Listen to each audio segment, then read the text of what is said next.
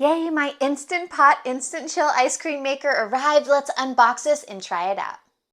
How cute, it comes with stickers.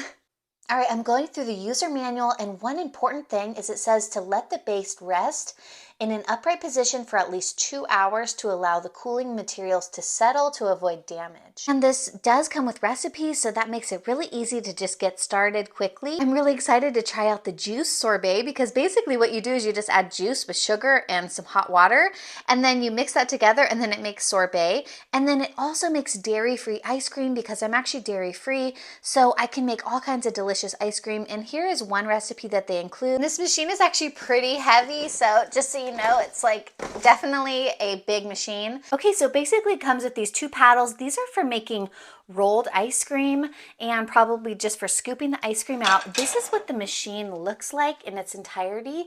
It's kind of a big machine, but it's also very short. So you kind of want to think probably about how you're going to store this. I'm going to go ahead and let this set for 2 hours so that those cooling materials can settle. But in the meantime, I'm going to go ahead and wash all of the components like it says in the manual. And it does say not to get the motor wet, so be sure that you remove this before starting to wash the top. And this is the churning paddle to make the ice cream.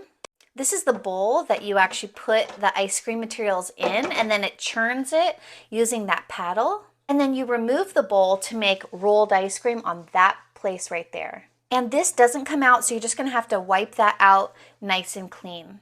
And it has all these different settings. I'm really excited, like I mentioned earlier, about the non-dairy ice cream setting because I really want to be able to make non-dairy ice cream as well as sorbet. This is the rolled ice cream setting, and then this is like a custard ice cream, and then this is more like a soft serve ice cream. And then this is just a button to get it to start mixing on its own.